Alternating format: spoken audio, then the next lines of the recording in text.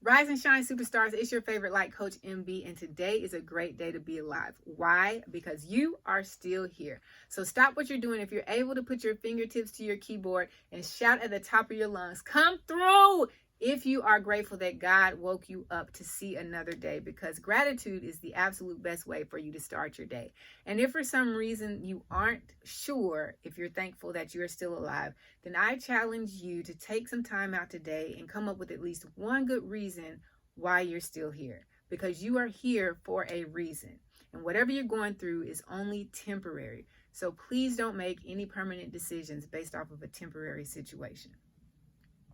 All right, guys, I told y'all we coming in hot this week. So buckle up because I'm coming in straight, no chaser.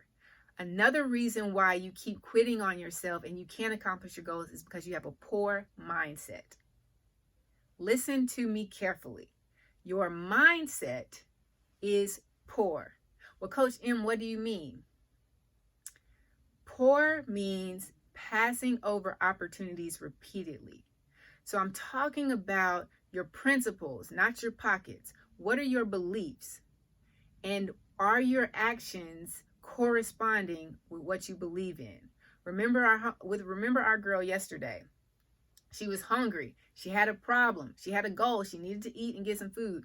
She had plenty of opportunities. The person that she was with offered her options and opportunities. She didn't have to drive. She didn't have to think. She didn't have to pay for anything. She just needed to have a clear picture of what she wanted. But instead, she kept focusing all of her attention on what she didn't want, and she ended up at home by herself, still hungry, standing in front of the refrigerator, wishing that something would appear that wasn't there before.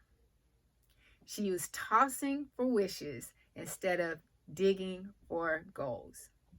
Every single new day is filled with opportunities. The question is, are you recognizing them? And if you are recognizing them, are you taking advantage of them, or are you letting them pass you by? So it reminds me of the story of this guy who was in a flood. So 2 weeks before the storm came, the weatherman came on and he said, everyone needs to evacuate the city. This is a very bad storm. We are having severe weather coming in and the damage is going to be catastrophic. Now, if your weatherman is anything like mine, in Birmingham, Alabama, you can tell just how serious the weather is based off his wardrobe. If his coat is still on, then you're okay. It's going to be rain. It might be a little windy. You might need the umbrellas with the slits so you don't have the whole inverted umbrella type thing, but you're going to be all right. Now, if his coat comes off, there's a chance that there may be a tornado touching down.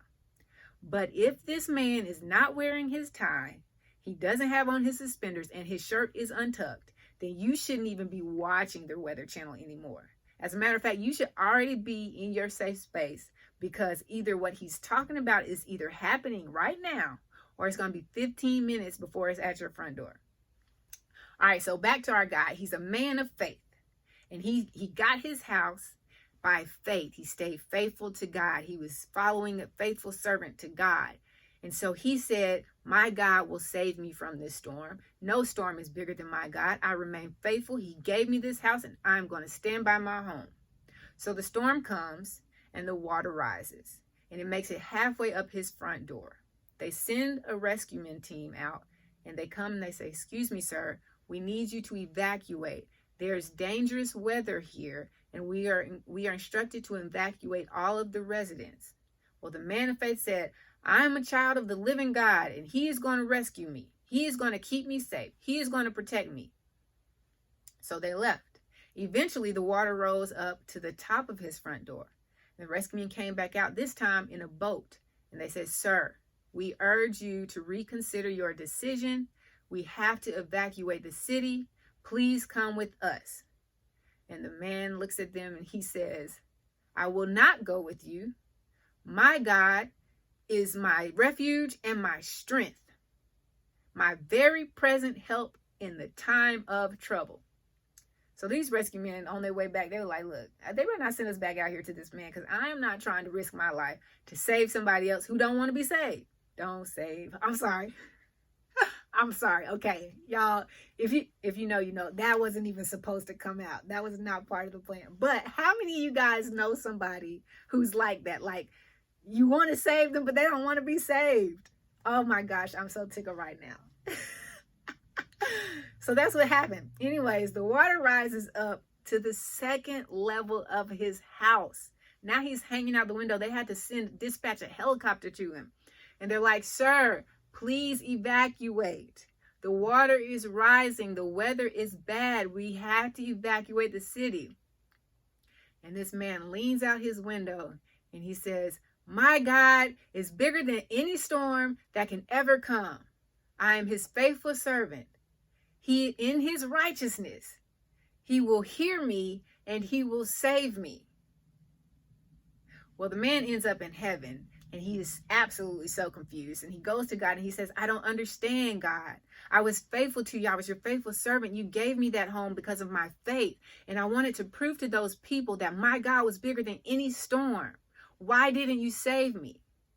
And God looks at the man and he says, I sent you 3 lifelines and you refused all of them. How many times can you look back in your life and recognize when you passed over some opportunities? How much more different would your life be like now had you listened to that small voice? Had you paid attention to those signs and those flags? Had you taken the advice from that stranger, or had you applied the actions that you were taught to your life? What would be different? See, we live in a world now where we can find anything. We have access to over thousands of libraries worth of information in the palm of our hand. Anything, almost anything that you want to know, you want to learn how to do, you can figure it out by looking it up on Google or YouTube. If you want to learn how to make candles, if you want to learn how to bake a cake, if you want to learn how to change a transmission out, if you want to learn how to change a tire, anything, if you want to build a rocket, anything you want, almost, you can look it up. You know, the saying goes, knowledge is power. But the truth is, applied knowledge is power. Because knowledge without application is useless. It's just a bunch of words on a piece of paper. So once you are clear on what it is that you want, then you surround yourself with the people you need to surround yourself and the resources, and you start recognizing the opportunities that are presenting themselves to you every single day. You take action, and you have to act now. You can't wait for tomorrow. You can't wait for next week. Your life isn't even guaranteed. You have the audacity to think that you're going to be here another day.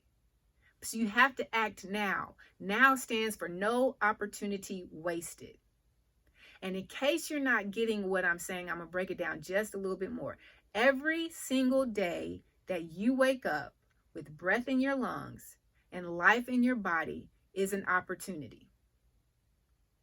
The moment you rise up out of your sleep and you're lying there on your bed, you have a decision to make.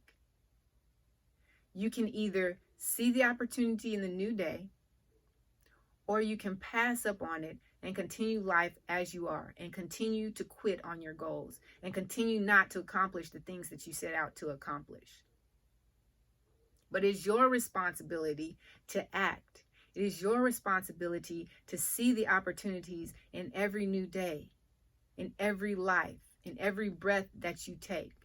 So are you going to continue to pass on God's lifelines, or are you going to say, today is the day. Today is the day that I commit to myself. Today is the day that I take action. Today is the day that I do something to help me get closer towards my goals. Today is the day that I decide I am valuable. Today is the day that I find the greatness within myself so that I can live and create a life where anything is possible. So I challenge you today, if you are still struggling with committing and staying committed to your goals, then I challenge you to reflect on your life. Reflect on your day. What are the opportunities that are presenting themselves to you? Because every single breath is an opportunity. And what are you doing with that opportunity? Are you thinking that, hey, well, I'll do it next time. I'll do it tomorrow. I'll get to it later. That's a bold, audacious statement. To live in this life and to have the gifts that you have for the rest of the world, and you're putting it on the back burner because you think that your breath and your life are guaranteed for tomorrow. So take some time out today and become aware of your opportunities, and then figure out what you can do with those opportunities to propel you towards your goal. But you know what it is. If you don't remember anything else that I just said, always remember this. It's a great day to be alive. It's a great day to be great. And it's a great day to find the greatness in you. So go out there and live the greatest day of your life.